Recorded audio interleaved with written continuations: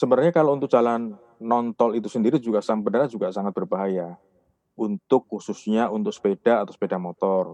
Makanya dilarang, karena dengan ketinggian, elevasi jalan 20 sampai 30 meter ketinggian, itu kecenderungan, tekanan angin itu akan, sangat tinggi sangat tinggi. Mhm. Otomatis kalau ada turbulensi angin yang besar, mungkin para pesepeda itu sendiri juga akan, terganggu oleh arah, dengan apa namanya, dengan arah angin dan kemungkinan jatuh ataupun, terbang melewati pagar, jalan non-tol itu juga kemungkinan juga sangat bisa. Belum lagi Mhm. kejadian kalau kita melihat di, jalan non-tol Antasari, kita sering, mendengar dan melihat bahwa ketika Car Free Day apa namanya, ditutup jam, maaf, Car Mhm. Free Day dibuka jam 11, itu ternyata masih banyak sepeda-sepeda yang di atas ataupun orang, berjalan di atas di jalan itu. Nah, ketika dibuka, ternyata juga pengawasannya kurang, sehingga mereka banyak, terjadi juga kecelakaan di atas, entah Mhm. tersenggol atau tertabrak. Nah, jadi, masalah ini juga harus dipikirkan karena itu, jalan non-tol, Iya. itu pun juga seperti elevated toll ya, kalau kita belok kanan, belok kiri juga tidak bisa karena memang Mhm. jalannya memang linear, lurus begitu. Kalau jalan, reguler biasa di, grade di bawah misalnya, itu kan kita bisa kalaupun, ada mobil kita bisa lari ke kanan atau lari ke kiri. Kalau semisal ada kita terpepet oleh mobil ya otomatis akan terdesak dan akan tertabrak karena pinggirnya sendiri kan kan sudah pagar, gitu Mas.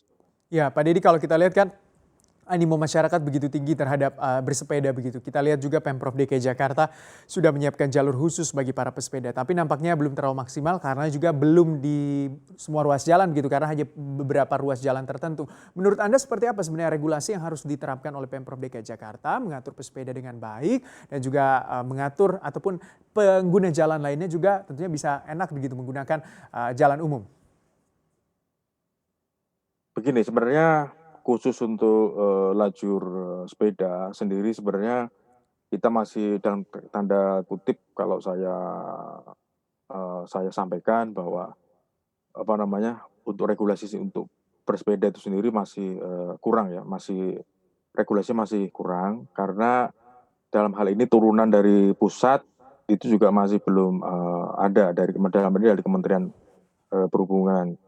Karena kalau dari pusat belum ada, otomatis, apa namanya, dari pertemuan antar wilayah, misal dari DKI, Depok, misalnya Tangerang, itu misalnya kalau ada jalur sepeda, itu masih belum ada koneksi. Jadi memang, perlu kita regulasi yang dari pusat, Mhm. paling tidak minimal ada Permen Hub gitu ya, supaya bisa mengatur ini. Jadi supaya ketika orang orang Depok atau orang Tangerang mau bersepeda ke Jakarta, laju sepedanya ataupun rambu-rambunya, regulasinya itu sama. Jangan sampai kita dari Tangerang, kita dari Depok, kita dari Bogor naik sepeda ke Jakarta, dari Bogor jalur sepedanya seperti ini, dari Jakarta seperti ini, boleh melalui trotoar misalnya atau tidak boleh melalui trotoar, ini kan menjadi, problem sendiri gitu ya. Mhm.